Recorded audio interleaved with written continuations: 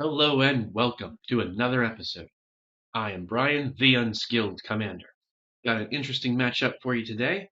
For the most part, these are all decks I built off of what I had again. Another batching of the low grade decks, as it were. Interesting commanders that I thought would be fun, try them out, and then if they do well, or they at least start to do what they're supposed to do and seem like they have potential, then I can start to upgrade them. The only real exception to that would be this deck over here because of the nature of it. I had to buy a bunch of cards online just because that's the only way to make the deck work. So to start off with, we've got Anim Halka Thousandth Moon, Ezuri Claw of Progress, Reston Menoputra Leader, and the Daleks. So these two are both Doctor Who commanders. Again, it's hilarious that I'm not a fan of Doctor Who, but I've been making so many Doctor Who commanders just because the commander's abilities are so fun and interesting that it gives me something to play with that's not it hasn't not necessarily that it hasn't been done before in Magic, but that it's new to me and it's like something I can try different aspects with. Or like with this one, it's an insect commander.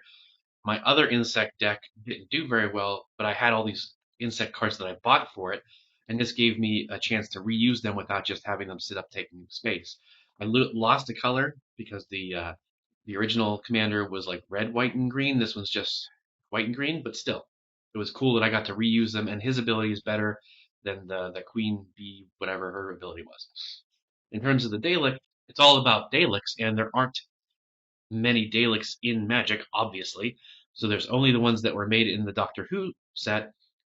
So I had to buy a bunch of changelings so that they are every creature type. So that would kind of count as Daleks, and buy a couple of the Daleks that I just didn't get from opening packs in order to make that one work. So in that sense, it's not built off of what I had, but I still didn't optimize it. I didn't start right away going like, oh, what's the best thing to go into this deck? I just like, well, let me just get creatures to try and make it work, and then we'll go from there. So how's everyone out there doing? I hope you're all having a good day. I hope you are enjoying your time, seeing fun things, doing fun things, whatever. I really appreciate you checking out the channel. Please subscribe if you haven't done so already. Throw some likes around.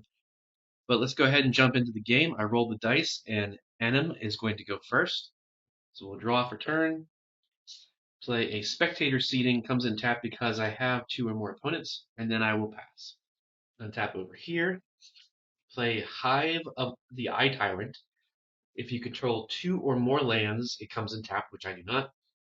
And it taps for black, and you can pay for, and until end of turn, make it a 3/3 black beholder with some abilities. We'll worry about that later. If it even comes into play. That's not really why I put it in the deck. I just liked whenever I get lands that do anything different and can come in untapped, so I like to put them in decks. Hive of the Eye Tyrant is obviously from one of the D&D sets because it talks about beholders. It doesn't really fit Daleks very special, but it's black and the Daleks black red, so I'm like, what the heck? Throw it in there. We'll see what happens. Eventually, I might take it out for just a basic mountain or a basic swamp, but we'll see. I do have a one drop, so I will tap and play Campfire. I can pay one and tap it to gain 2 life, or I can pay two and tap it and exile it, and put all commanders you own from the command zone and from the graveyard into your hand, and then shuffle your graveyard into your library. This is probably a relatively underrated card. I would think. Like I don't see any talk about it, but basically it allows you to negate command attacks. Obviously, later games, so if someone wants to blow up that artifact now, that would be the smart move because later if it gets and the Dalek Emperor is a 7 drop, which is notoriously bad because that's a lot of freaking mana to get it out. So blow it up one time. Now it costs 9. You're not going to be able to do it too much. Now it does have affinity, but not for artifacts, which would be ideal. It has affinity for other Daleks, which is going to be problematic because there's not that many, and there's not even that many changelings in red and black, which is another hurdle I have to deal with for this deck. So we'll see if it lasts. I really hope it does because I happened to pull this beautiful Surge Foil full art, and I'm like, oh, I got to do something with that. That's pretty, but we'll see. Regardless, the point is Campfire is a great way of, oh, you blew up my Emperor twice. Now it costs, 12 to cast or whatever. I'm just going to sacrifice Campfire, put it in my hand. Now it just costs 7 again. But that's all we can do over here. We're going to go ahead and pass. Going to play Jund Panorama, tapping it for 1 to play Traveler's Amulet. I will then pass turn. Untap, upkeep, draw, play an island into a turn 1 Soul Ring. Get him! Blow it up. But unfortunately, that's all I can do. I don't have any other 2-drops that are colorless. So we will pass to turn 2. Untap, upkeep, draw. I'll play Fury Calm Snarl. As it enters, you can reveal a mountain or a plains. I'll reveal a plains, so it comes in untapped. Then I will tap 2 and play Crashing Drawbridge. It's a 0/4 defender, but you can tap it and creatures you control gain haste until end of turn. That's all we can do over here. We'll pass. Untap, upkeep, draw. I will play Thriving Moor, comes in tapped, and as it enters, you choose another color. I will choose red, of course, so now this taps for red or black. Nothing else I can do, although I will tap, pay 1, tap this, and gain 2 life. Why not? Nothing else going on, might as well use that ability while I can. Passing turn. Untap, upkeep, draw. Play a forest for turn, tapping 2 for a Mind Stone, then tapping the Mind Stone and sacrificing Traveler's Amulet to get a basic land card, reveal it, and put it into my hand.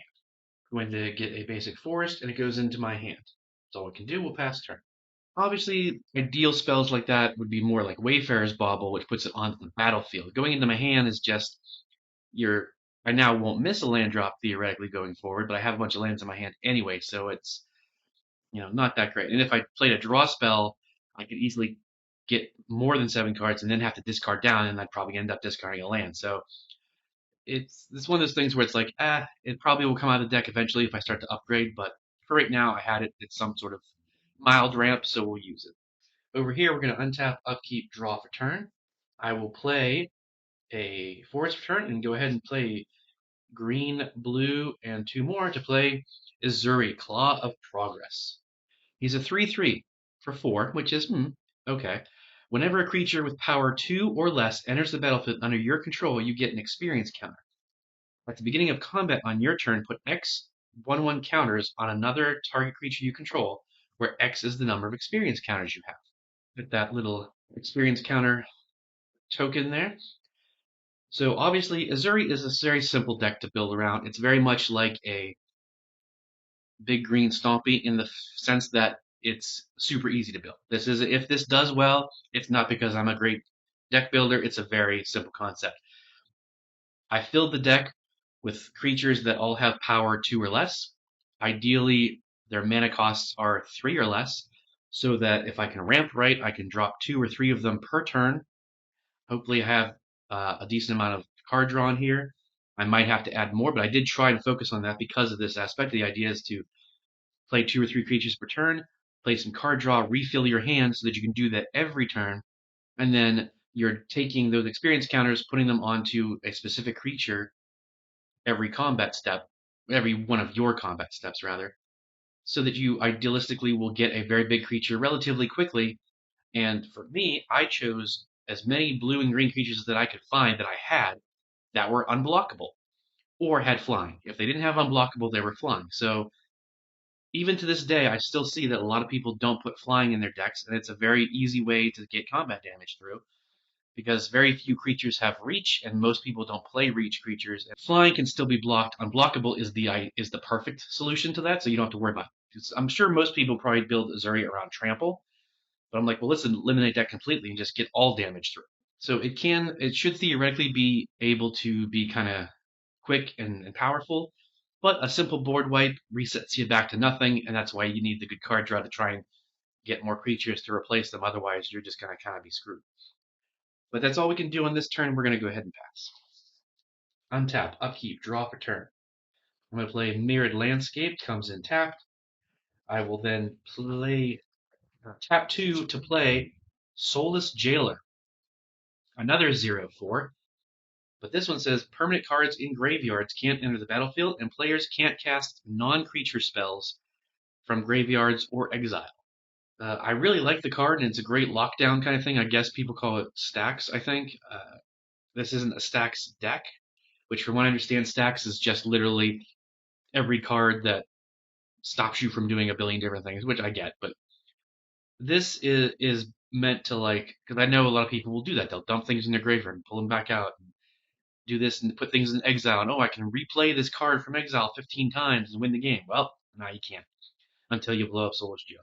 I try to put that in most of my decks, and it always ends up coming out. So I want to try and keep it in something because I know it's a good deck. But the deck isn't built around that concept. It's just 1 out of the 99 that, okay, if I randomly hit it, I can stop somebody from, using their graveyard too much or using exile too much.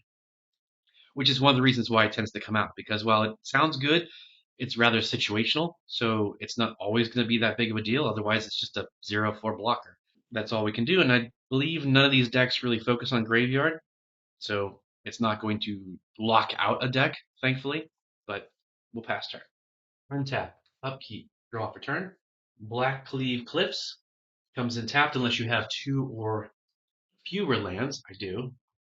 Oh, enters the battlefield tap, so it's entering, seeing 2 lands, and it should come in untapped. We're fine. Now you'll notice the problem is, well, you won't notice this, but I don't have any kind of creatures in my hand at all. So he is not going to come out any earlier than turn 7. Already you can tell that this game is going to be a wash for the Dalek Emperor. Unless I get some really great stuff, but we will just tap 3 and play Mirage Mirror. I can pay 2, and it becomes a copy of target artifact, creature, enchantment, or land until end of turn. So I could make it a copy of a Dalek at some point, but I need one on the field. So not the best opening showing over here. And plus, and nothing else, I'm not even getting any kind of ramp. No mana rocks. Like I need a Soul Ring or I need a Thran Dynamouth to speed this up. So regrettably, not saying he won't win the game. He could, but it's just going to not be it wouldn't be realistic in a real game, because most other people are going to be a lot more aggressive than these other decks are going to be. But we'll see. Pass turn. Untap, upkeep, draw for turn. I'll play a Plains. I'm going to go ahead and tap. Nope, can't do that. So I will tap green for a Scoot Mob. The beginning of your upkeep, if you control 5 or more lands, put a 4 1/1 counters on Scoot Mob. I will then. Nope, can't do that either. Need more forests on the field. Well, gosh golly. Okay, that's all we can do then. I will pass turn. I do have other forests. I have 2 forests in my hand, but I was like, oh, I have a forest on the field already. Let me balance it with a Plains, and I'm like, oh shoot, I should have done a forest, but whatever. Untap, upkeep, draw for turn. I'm gonna play a Promising Vein. Taps for colors, or I can pay 1 and tap it and sacrifice it to search for a basic land card, put on the battlefield tapped. Right, I will tap a green and Soul Ring for everyone's favorite Mana Gorger Hydra. So first off, cast trigger. He is a power of 1/1, so that means I'm going to get 1 experience counter. And every time it is trample, and whenever any player, casts a spell, put a +1/+1 counter on Mana Gorger Hydra. Alright, so we're going to move to the combat step. I'm then going to put a +1/+1 counter onto Mana Gorger Hydra. Now, 2/2 with trample. It does not have haste, so it can't attack, but Ezuri can. So I feel bad going after the Dalek Emperor because it's clearly, anybody with a brain. Oh, it's a 7-drop. He's not getting any ramp at all. It's going to be on turn 7 before he can even play as commander. But he did gain life. You know what? That makes it a little better, and he has a way to gain life again. So we will send 3 commander at them. 1, 2, 3. That makes me feel a little better about it. If it would have been 40 all around, then I would have been like, oh, maybe we go over here. That's all we can do right there. No, actually, what we will do is go ahead and tap an island and sacrifice Promising Vein to go get another forest, because we actually need that right now, because one of the better cards in the hand requires 2 green, so let's set that up for next turn. I'm sure now that I shuffle, I will draw a forest on my next turn, but whatever. Forests the more forests you can have if you're playing a green deck, probably better anyway. But we will pass turn now. Untap, upkeep, draw. Going to play a Plains for turn. Because I have blockers, I think I'm going to go ahead and tap 2 and sacrifice Mirrored Landscape to get 2 mountains on the battlefield tapped. I believe the deck is mostly, not mostly, but largely red, and I have another Plains in my hand, so that'll balance that out well enough. We can't attack with anybody because this can attack, but it's 0, so it's not going to hit anybody. And this is a defender, so it actually can't attack. So we'll pass. Untap, upkeep, draw for turn. Okay, I'm going to play a swamp. We will tap 3 and play a command sphere, so at least we're getting some mana ramp now. And I will tap 1 and tap this to gain 2 life, kind of make that back. But we're still wide open, so we're going to pass. Untap, upkeep, draw. I did, in fact, draw a forest. Oh, that was over there, I was saying that. But regardless, I drew a forest, so not overly helpful. I'm going to tap 2 forests, a white, and then we'll tap 2 for X and cast Reston Menoptra Leader. It's a 0/0, but it comes in with comes in with X counters on it. So it will come in as a 2/2, flying. When it enters the battlefield, create X 1/1 green and white alien insect creature tokens with flying. So we now have 2 flying insects, and then whenever you attack with 1 or more insects, put a +1/+1 counter on each of them. Right off the bat, I think we're going to go ahead and swing Scoot Mob at you, thereby getting the trigger, and Scoot Mob gets a +1/+1 counter on it. So when you attack, so that triggers, so that means you're going to take 2. And you can see that now this is only a one-time thing. Now if I could find a way to bounce it to my hand and then recast it to continue to get flying insects, that might be something, but you're going to use a lot of mana to keep doing that, and I don't know that it's cost effective. The idea is to just play a bunch of insects that are decent and attack with all of them so they all get the buffs on, attack. So we don't have anything crazy. We got 2 1/1s and a 2/2. They're both flying, though, or all 3 flying, so that's nice. That's all we can do. We're going to pass. So untap over here, upkeep, draw for turn. I'll play a command tower. So as it stands, these 2 decks are starting off pretty much decent. They're doing all right. These 2 are kind of stalling out a little bit, just not getting the forward momentum they need in terms of like some mana rocks to speed them up. And of course, not being in green like these ones are, they can't even play ramp spells, although these haven't played ramp spells, but you get the idea. I will tap 2 green and Soul Ring with 1 colorless floating to play Champion of Lampolt. So 1/1, creatures with power less than Champion's power can't block creatures I control. And when another creature enters the battlefield under your control, put a +1/+1 counter on Champion of Lampolt. So I played a creature, I get an extra experience counter. Then I'm going to use that 1 floating on some blue to play Fae of Wishes.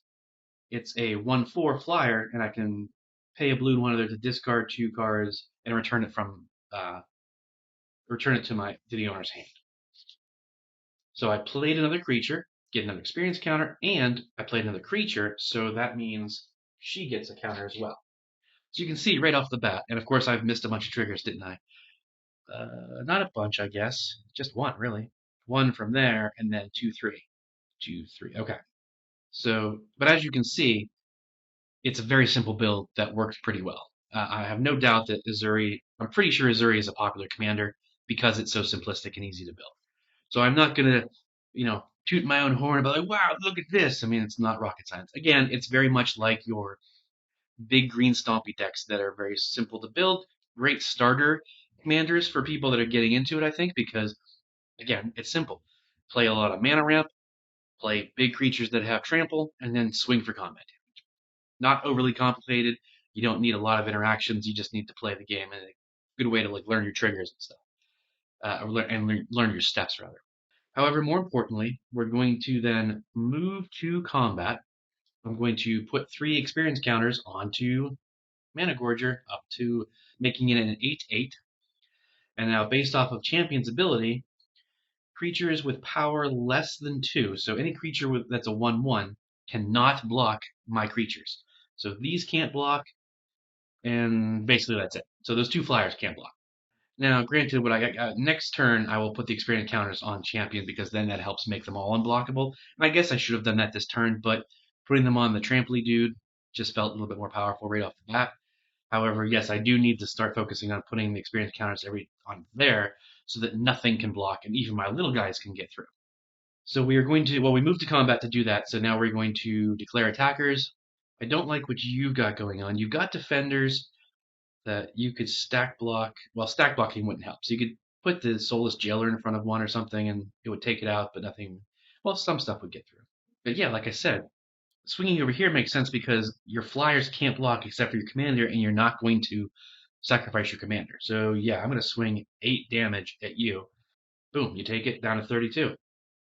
And I have a flying blocker for if you try and swing back with your little 1/1 flyer, insects. I believe that's all we can do. We're going to go ahead and pass turn.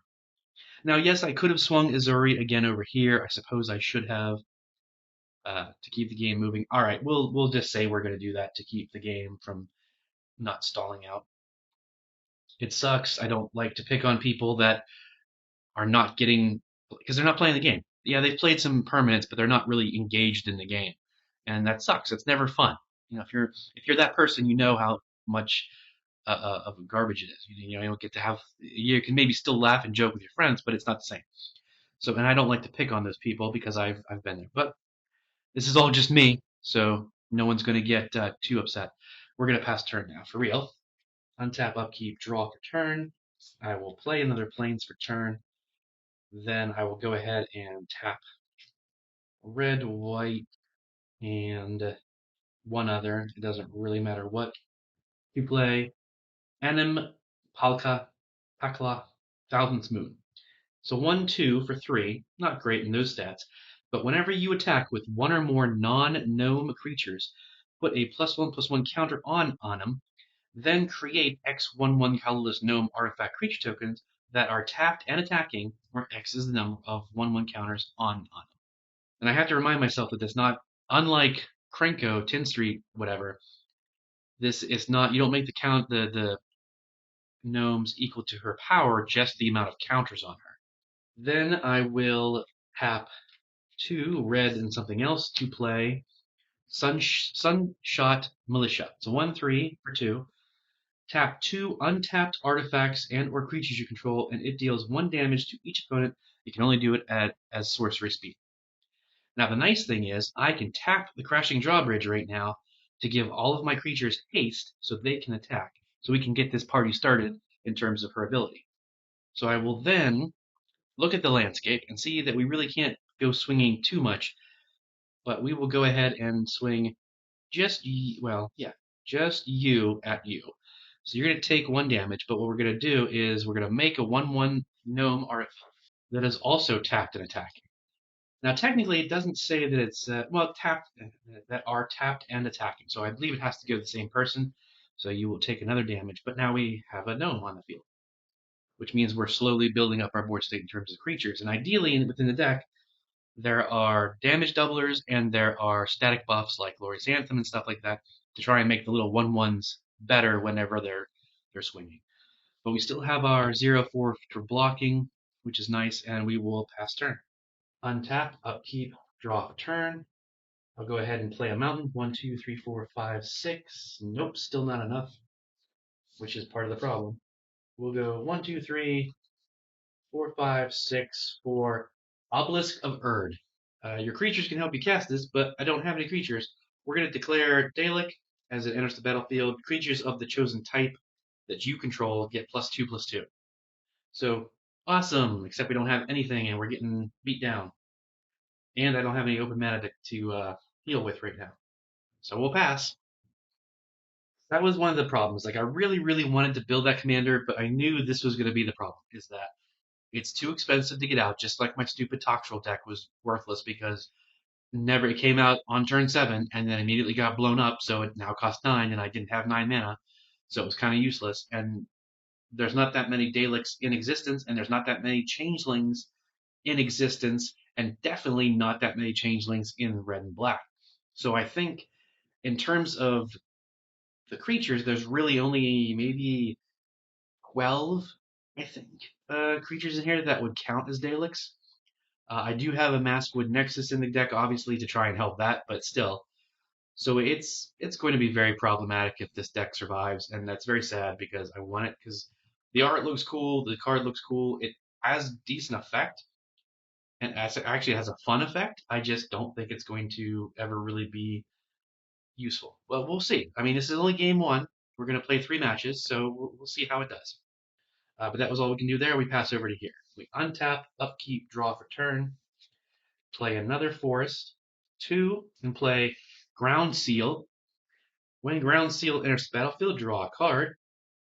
And then cards in graveyards can't be the targets of spells or abilities, which is fine because it kind of just matches up with Soulless Jailer, reinforcing the whole no graveyards thing. I will tap 1, 2, 3 to play Hornet Nest. It's a 0/2 defender, but whenever Hornet Nest is dealt damage, create that many 1/1 green insect creature tokens with flying and death touch.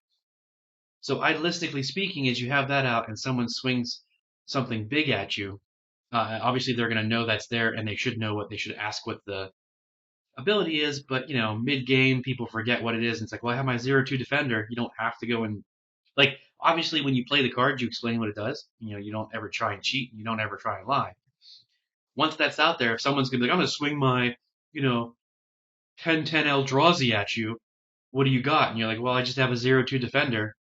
And they'll be like, okay, you don't have to volunteer the fact that it's going to make 10 1/1s with flying and death touch when it loads it up. And if they're swinging an Eldrazi at you, they probably have Annihilator, so yeah, that's even better reason to hit them. But that's what you want. You want someone to swing a big creature that doesn't have trample, so that your Hornet Nest takes all of the damage in one shot and then makes a ton of tokens. Again, not really likely because most people know to ask those things. They're like, okay, what do you got? My 0/2 defender. Okay, cool. And someone at the table is going to be like, well, he'll make a bunch of tokens if you hit it, because again, it's fair, but nobody likes anyone to have the advantage. So they're going to definitely rat you out in that sense. And again, like I said, you don't ever try and lie or cheat at the game. You just, once it's far enough in, you don't have to volunteer every piece of information if they're not asking. I mean, you probably do. I'm probably going to get yelled at for that, but I myself am faulty of it as well. I'll say, oh, I'm going to swing this at you, and people will be like, at best, they'll be like, I have a flyer, right? That's like a 5/6 flyer. Oh, shoot. No, I forgot you had that big thing. I won't attack you. But they don't tell me what else is on the card. They're just like, it's a big creature that can kill yours. Oh, okay. You do that kind of stuff, and then someone will probably chime in and go, yeah, and if you attacked it, and if it took damage, it would deal damage back to you. Oh, it's even worse. I definitely won't attack. You know how it is with commander politics and such. So I played that, and then I'm going to tap a green to play Caustic Caterpillar. It's a 1/1. I can pay a green and a colorless and sacrifice it to destroy target artifact or enchantment. Let's see here. Wait a second. 1, 2, 3, 4, 5. I do have 5 or more lands, but I believe I played one.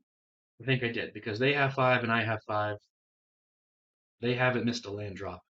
This upkeep. Here, I'll put this on here. Remember now. I don't believe I missed the upkeep trigger this time, but next time this will get counters on it. You did attack me, but you do have a flyer that can block and kill one of my insects. However, that flyer cannot kill any of them. Can't kill my commanders. So I will swing the 3 of these at you. And now it says, whenever you attack with 1 or more insects, put a +1/+1 counter on each of them. So the commander gets more, and technically we would show it like this. So these are now 2/2s, and I have 2 of them. So I'm going to block the commander damage, because that would be 3 commander. We don't want to deal with that. It doesn't kill this, and neither one of them die, but you will take 1, 2, 3, 4 from the little insects. There's nothing else that happens. We're going to pass turn. What would be great in that insect deck is if they had extra combat steps in green and white. They might. I have to look it up. I don't think they do. It's mainly a red thing. But that would be ideal because not every insect I have in there is tiny. I have some really big insects in there as well with really cool abilities. But the point is, in order for them to get a counter, you have to attack with them. So if I'm swinging with a bunch of little tiny 1/1s or 2/2s, they can easily get blocked and destroyed. So you lose the benefit of the attacking trigger. So you have to be very strategic on where you swing. We're going to untap, upkeep, draw over here. I'll play another forest return, and regrettably, I am out of gas and I don't have any card draw. So we're going to move to combat. I'm going to put these 3 onto there, getting it a 4/5/5. So now, creatures with power 4 or less cannot block any of my creatures, which is every one of their creatures currently. every one of their creatures currently, and they don't have creatures. So that's big. That's huge. But we also don't want to leave ourselves wide open. So again, I will send. I guess really like see, that's the thing. It's like I hate it. I also don't like it. Not hate, but I don't like it when it comes down to, oh, these two people just beat each other up, and everyone else. It's like, well, you're just gonna give the game to one of these people then, because you guys are gonna get yourselves so low that they can swoop in and kill whoever survives, and then just duke it out. And it's like, so I'm very tempted to send the Mana Gorger this direction this time and leave you alone, while sending Ezuri at you again, just to keep the consistency of commander damage. And it's only 3/3 because I can't put the counters on him, on another target creature, so he can never get bigger. I mean, he can if I have other cards, but through that ability trigger, he can't get any bigger. So I believe you're going to take another 1, 2, 3. You're up to 9 commander damage. Not crazy dangerous just yet. And you've got 8 coming at you. You could block with a Soulless Jailer, and 4 would get through. Yeah, you're not going to block with your commander, so you'll do that. 1, 2, 3, 4. Okay. Nothing else we can do. We're going to pass turn.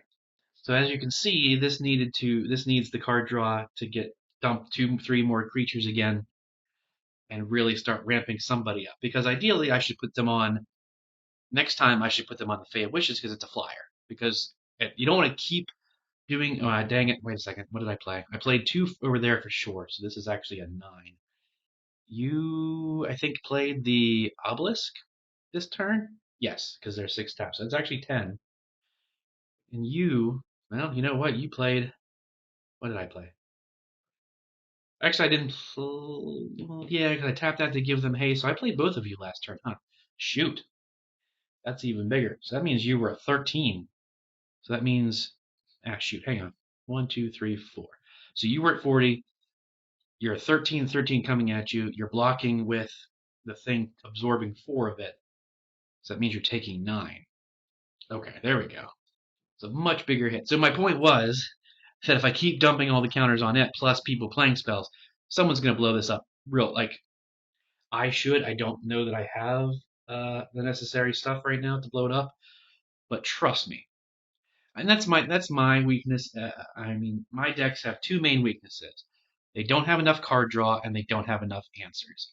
Card draw, I care about. Answers, I don't, because all my decks have something. Like, if it's white, it's going to have Swords to Plowshares and Path to Exile. If it's black, it's probably going to have, like, Murder or something that's like, a couple of those. I've tried maybe a couple board wipes or something. And I've been putting a lot of, like, Destroy Artifacts or Enchantments because those are always key to someone's playstyle or a win con or something. So it's good to have those in there. So I do have, like, between 5 and 10 answers per deck, but that's not enough. To really be a heavily interactive deck, you need like 15 plus answers. Counter spells, bounce spells, destruction spells, exile spells, board wipes, all of those things to control the board state and allow you to win. But I just don't like sacrificing 15 to 20 slots out of my deck for just that and then have like not be able to do what the deck does. I've discussed this before and I won't harp on it too much, but it's like it's 100 cards. Theoretically, using bad math, if you have 1 card, you have a 1% chance of getting it. So if you have a theme, you need 10 plus cards of that theme to have a chance of getting it in a game. Like, so mana rocks, I have to have 10 mana rocks in my deck if I want to see at least one of them. You need 10 ramp spells if you want a mana ramp. You need 10, whatever the creature style is. It's like, oh, well, this is about whatever. Like if it's a burn deck, it's like you need 20 cards that do direct image so that you're seeing them. You need at least 10 cards of draw so that you're refilling your hand. And so by doing that, now you've got like 10 to 20 cards left for the actual theme of the deck. And to me, that feels boring because now your deck is largely like everybody else's deck with a tiny bit of change. What's the fun in that? Like, and plus that means all of your decks would be the same except for 20 cards difference. Like you could literally, within the right color combinations, you could literally swap out. You wouldn't have to build decks. You would just build the starter point and have 20 slots that you just re-sleeve depending on what commander you want to use. That is no fun. To me, personally. that's fun for you, that's awesome. That's fine. If that's how you like to build your decks. And clearly that's a smart strategy because that's how you build decks that win. But, oops, sorry, bumped the cord from the camera. My point being in all that rambling was that someone would have blown up Mana Gorger Hydra long before now in a real game. My decks just don't seem to have, and I think that does have a destruction spell, so maybe they'll use it just to use it. But we're going to pass. Untap, upkeep, draw for turn. I'm going to play Castle Ardenvale. Comes in tapped unless you control planes, which I do. I'm going to play this card. It's probably not a good idea, but it will speed up the game a bit. We're going to tap 2 red and 3 others to play Dictate of the Twin Gods. As Flash, although I'm not playing it at Flash speed, if a source would deal damage to a permanent or player, it deals double that damage to that permanent player. Please note it says if a source, not if a source I control, meaning everybody's damage is doubled. I normally don't like to play those cards because I don't like to help my opponents kill me faster. But I was like, screw it, why not? We'll put it in this deck, see how it goes. I'm also going to tap these last 2 white to play Fired Bricks. When it enters the battlefield, search your library for a basic Plains card, reveal it, and put it into your hand. You gain 2 life. And then it has a craft ability, which I don't believe is going to come into play right now. Well, it won't because I don't have 7 open mana to do it, so it's not a concern. Oh, I almost forgot.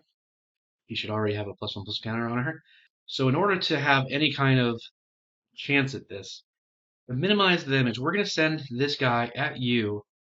So we're attacking with a non-gnome creature, so it's going to put another counter on that, and it's going to make another 2 gnomes tapped and attacking, unfortunately, which will come at you as well. Trying to minimize the damage against you because you're not doing well this game, but I did forget for a second that they're tapped and attacking. So all damage is doubled, so it's 1, 2, 3, 4, 5, 6. You're taking 6. We're going to go ahead and pass turn. Where Daleks is probably like, what are you doing, stupid? You're giving them the game. Now those guys are going to win. It's like, I got nothing else to do. Untap, upkeep, draw for turn. Dragon Skull Summit, which comes in tapped unless you control a swamp or mountain. I do. Regrettably, that was my card. That was my top deck, so I do not have anything else. Now, 1, 2, 3, 4, 5, 6, 7. So, well, but then we can't do that. See, here we are. Here's our quandary. I have the destruction spell to take care of Mana Gorger, but I definitely cannot cast the commander and cast the destruction spell. So we're going to have to, right? Black, red, and 2 others. She came in like a wrecking ball. Sorry. Destroy target creature or land. We're absolutely blowing up this thing, which, by the way, would have gotten a couple more, like 1, 2, and 3. It would have gotten 3 more counters. Then I will tap 1, 2, 3 and play Haunted One. It's an enchantment background. Commander creatures you own have when this creature becomes tapped, it and other creatures you control that share a type with it each get +2/+0 and gain Undying until end of turn. So again, that's really awesome, if we get there, but we're still wide open. But we contributed to the game. We're going to pass, unfortunately. Untap, upkeep trigger, 1, 2, 3, 4, 5. So this gets 4 counters. And it had a counter already, which is awesome. So then we draw a card. I'll play another Plains for turn. All right, again, did not draw a creature, but that's okay. We're going to tap 1 and sacrifice Mind Stone to draw a card. Okay, that's basically a board wipe that affects us too, so not super helpful. So we're going to move to combat.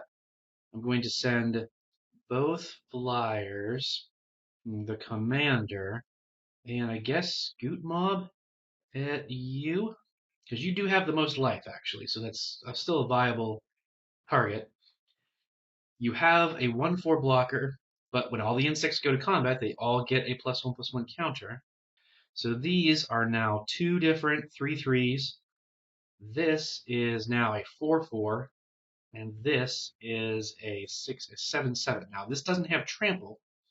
I guess we have to block because this is the most damage. It's 7 damage. It doesn't have trample. We block, that dies, and then we take 6 damage from there. 1, 2, 3, 4, 5, 6, and then we're going to take 4 commander. Pretty solid hit. Down to 26, it looks like. But yes, that is really all we can do. In fact, just because we're going to go ahead and tap this plains and sacrifice Jund Panorama, search for a basic swamp, mountain, or forest card, and put it in the battlefield top shuffle. So we'll just get another forest. Not overly important, but a little bit of deck thinning, and just, now we have a color instead of colorless. And also, we have to remember that we're leaving the reminder up here because Scoot Mob gets that +4/+4 every upkeep as long as you've got more than 5 lands. So it will continue to get bigger. However, again, it still won't get trample, and I don't think I have cards in here that give trample. So it could be a possible upgrade. But I also don't want to make every single green deck I have focused on trample. I like to try and keep things different for my own growth and trying to get better overall instead of just leaning on the simple ways. So we're gonna pass turn. Untap, upkeep, draw for turn. This is sucks, man. Yeah, we're gonna tap or play Memorial to Genius, which we can tap and draw cards, but it comes in tapped, and we have to sacrifice and pay a bunch. Now I will. I should have done that before. Hang on. Stupid. On their attacking declaration of attackers, I would have tapped 3 and played Crushing Vines, destroy target creature with flying. Sorry, I know normally it's hit or miss whether I walk things back, and I know, but we will then get rid of that 4 damage. Just because I forgot I left mana up and had that specifically for that flyer. So that at least helps the table a little bit. However, I am out of creatures to play, which is why I need that card draw for next turn. I still get the ability though, so we will put 3 more counters on Champion of Lample. Now that does make her an 8/8, and it means that creatures that are power 7 or less can't block me, which is awesome. So now Ezuri is essentially unblockable. However, I think we should leave it up because there's a lot of gnome sense, gnome sense, a lot of nonsense going on over here. And yeah, we'll pass turn. How clever gnome sense me. Ow, stop hitting me. All right, so we've got 3 gnomes over there. We're going to untap, upkeep, draw for turn. Going to play a plains for turn. Going to tap 2 mountains and 2 plains to play Fiery Confluence. Choosing 3, you may choose the same mode more than once. I'm going to choose. You can do Fiery Confluence deals 1 damage to each creature. It deals 2 damage to each opponent, or you can destroy target artifact. I can't do the first one because that would kill my own gnomes. So I'm going to deal 2 damage to each opponent 3 times, meaning each opponent takes 6 damage. 1, 2, 3, 4, 5, 6. 1, 2, 3, 4, 5, 6. 1, 2, 3, 4, 5, 6. Yay, I contributed. Oh, wait a second. If a source would deal damage to a permanent or player. Forgot about that. Alright. Okay, so. Shoot. That got blocked. We destroyed the commander, so only the 2/3/3s got through for a total of 6 damage. However, that would be another 6 damage. 1, 2, 3, 4, 5, 6. And then I believe Fiery Confluence would also be doubled because it just says a source. It doesn't say creature source, sorcery. It just says a source. So that means everybody just took 12. So another 6. Awesome. There we go. So Dictated the Twin Gods is at least helping move the game along and giving her a decent buffer. Of course, now everyone's probably going to be like, whoa, whoa, whoa, take that out. And some of these guys do have ways to get rid. Actually, just down to them, I guess. But they have a way to get rid of enchantments, so they'll probably get rid of Dictate on their turn. We'll see. Although, it depends on how you want to play it, because it's like they're still getting the buff as well. So if they can swing in, take somebody out, like quite honestly, the smart move at this point is to swing the Scoot Mob over there, killing them, because it's going to go up to 11/11, so it'll hit for 20 something. Send the flyers in that they can't stop, get a bunch of damage there, and then after the damage is done, then blow up Dictate of the Twin Gods. That's basically the smart move.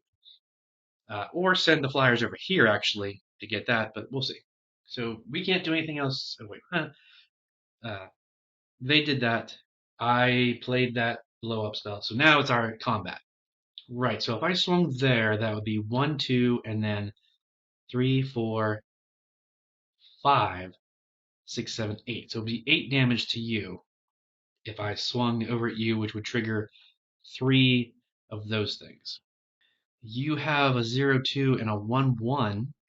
See, there's how that would go down, because the insects would love to take advantage of Dictate as Wind Gods. However, if they swing anything over at you, we can sacrifice the caterpillar to destroy target artifact or equipment before damage is dealt. So it comes down now, and they probably know that, so it's like, do we want to leave it up? But they're just going to take advantage. It's very tricky.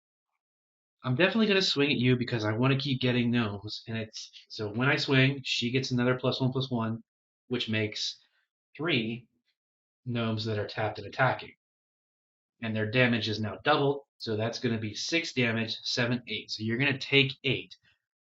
Do we want to send anything else over at you? You would blow up the caterpillar, although they will sacrifice it first, most likely. And although would they? You know what? That's the thing. Why not take advantage of? Yes, you'll take approximately. If you let all of it go through, you would take 6 damage. But you are poised to do a lot more damage in return.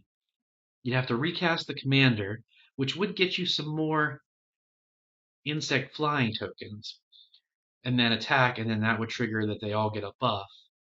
So your flyers would do more damage.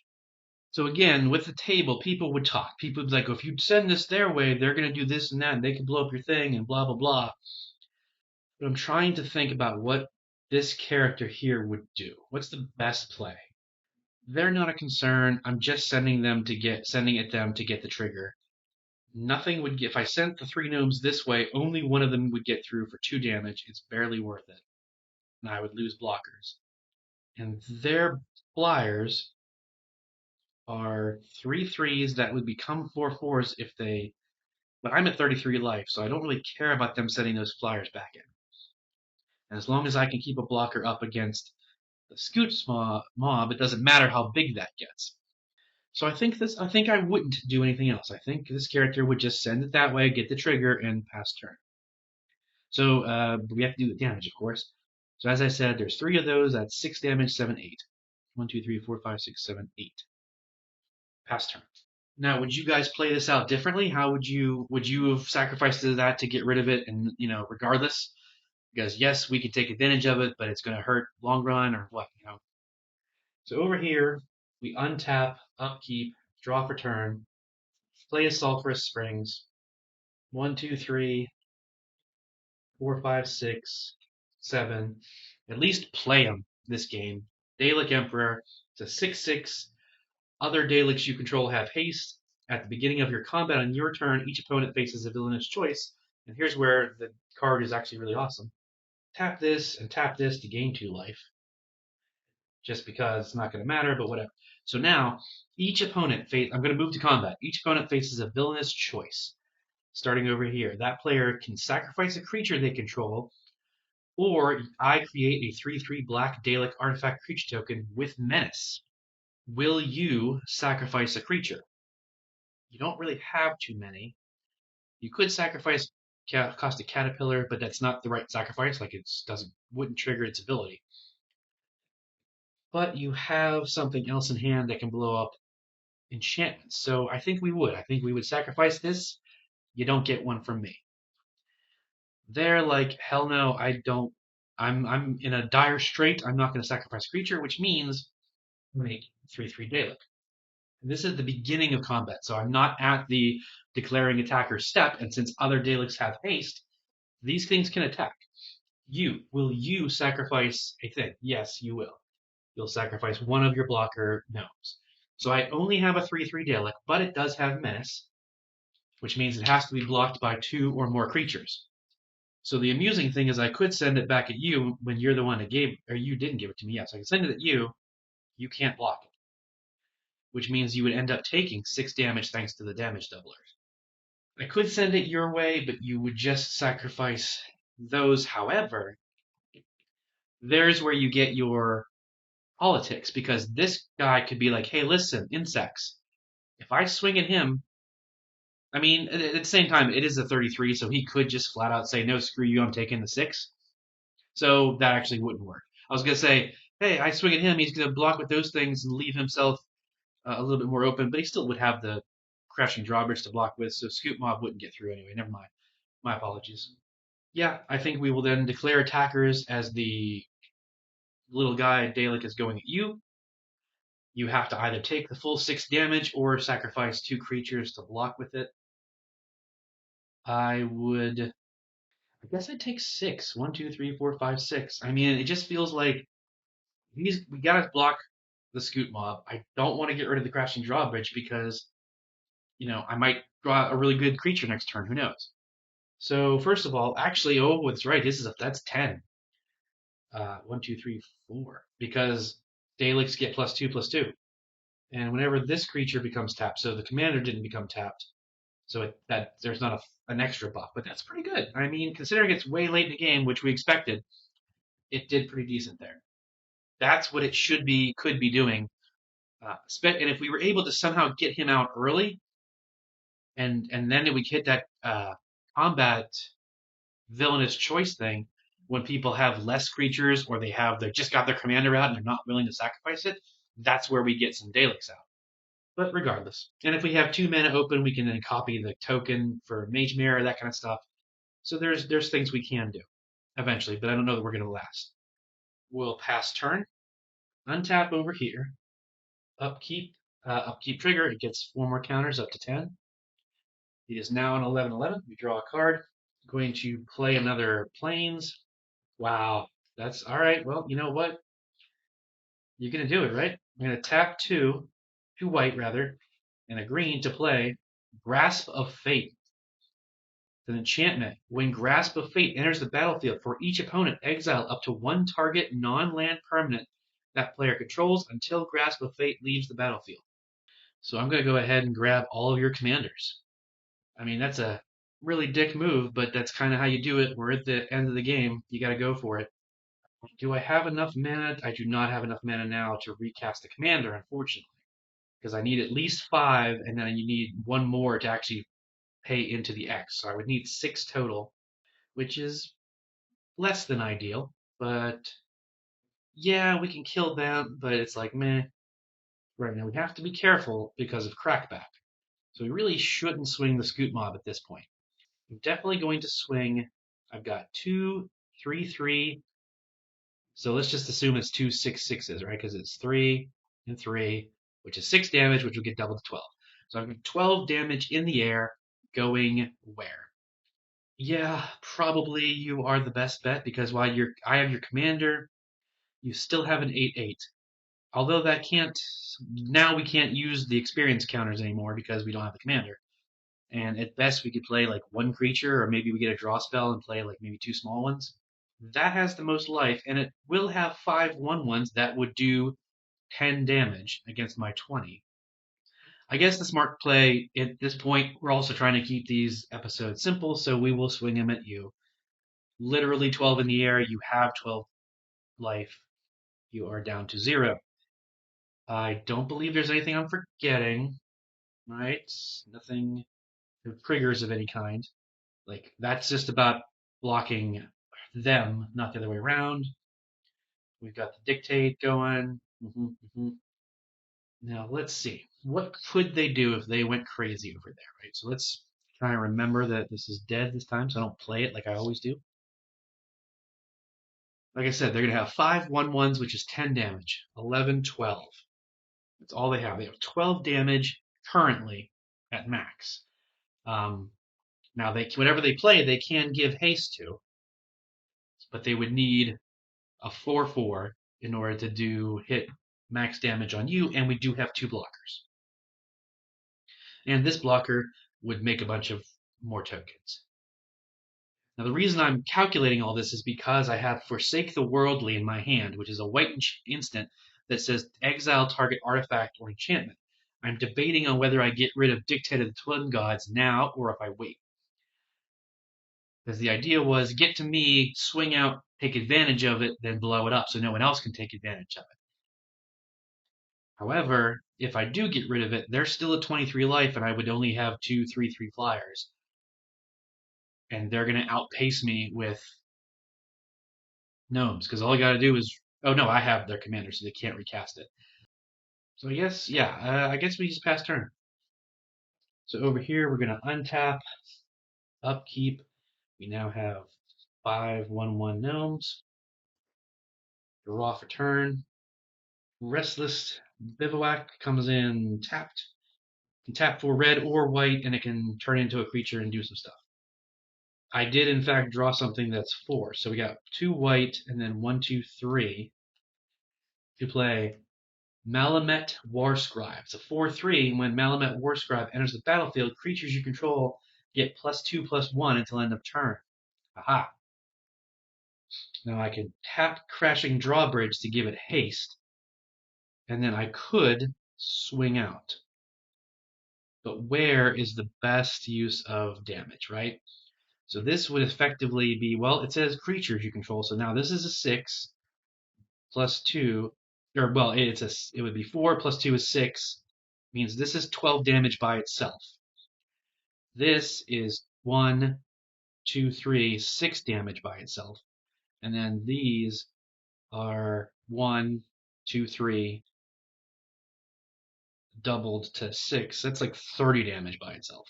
Now, that's not all going to get through, but where's the best shot? Nothing has trample and nothing is in the air, so that part is regrettable.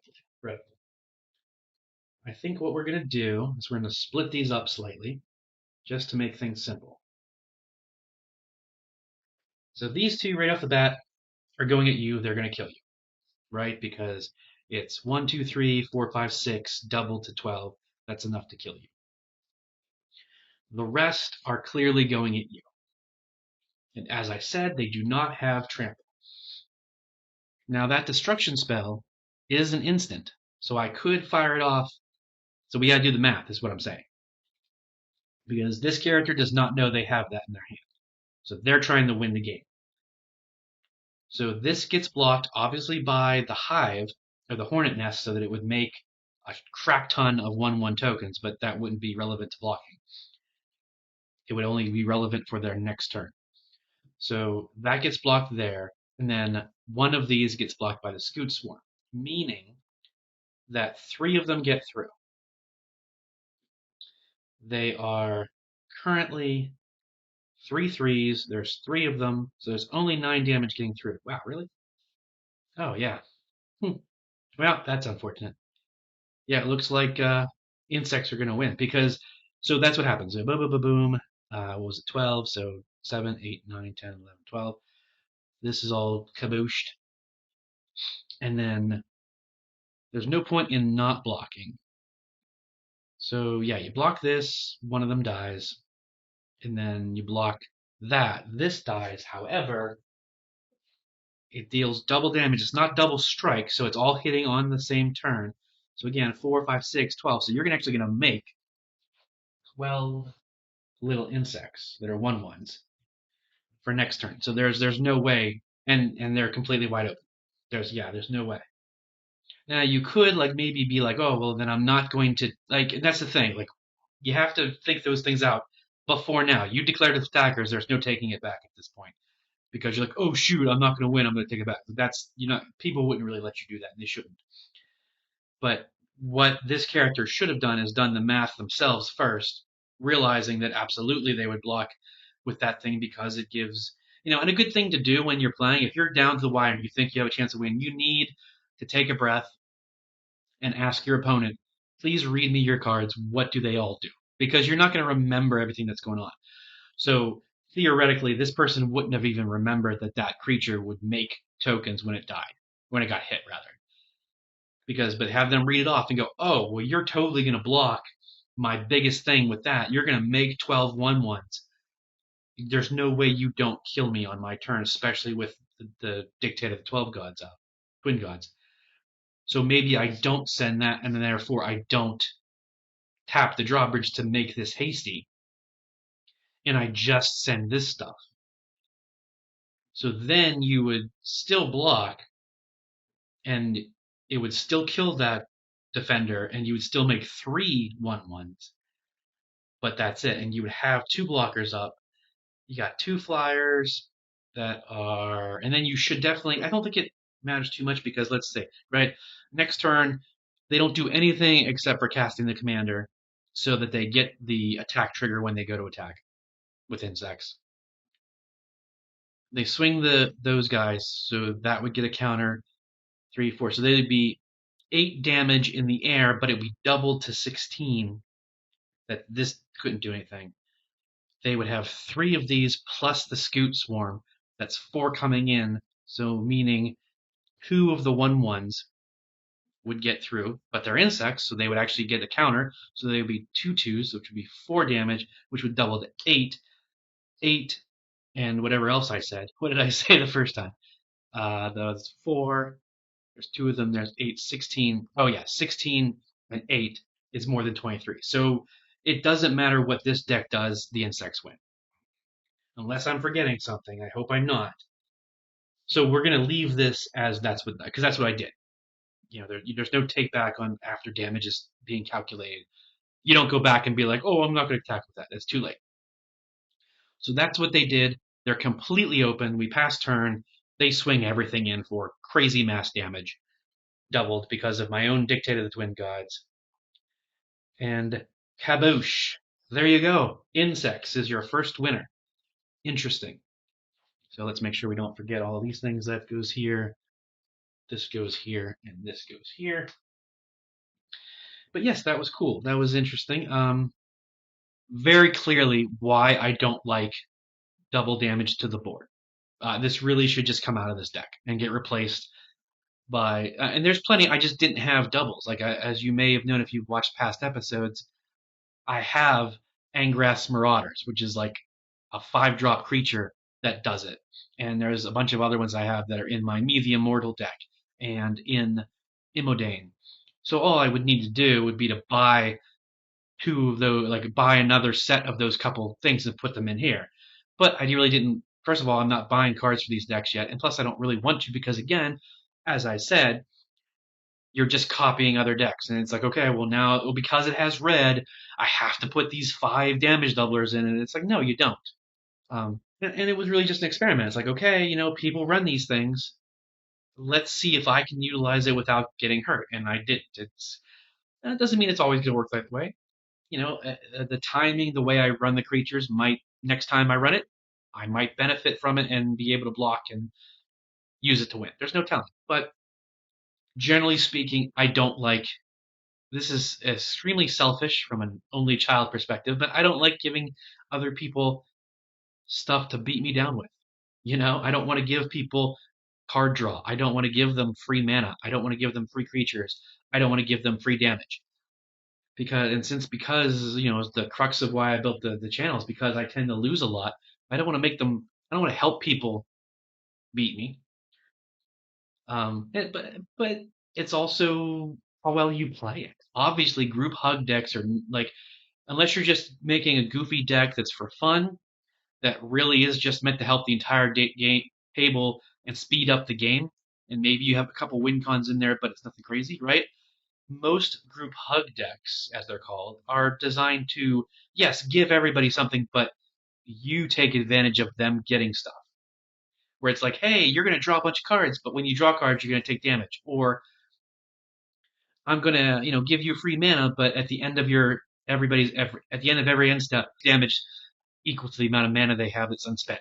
You know what I mean? So it's like, oh, I'm giving you 4 free mana. You can't use it because it's the wrong colors, and at your end step you take 4 damage. That's how most group hug decks work, and that's how you build them. But putting a card like this into a deck that's not designed around that concept isn't going to drastically benefit me more than the rest of the table.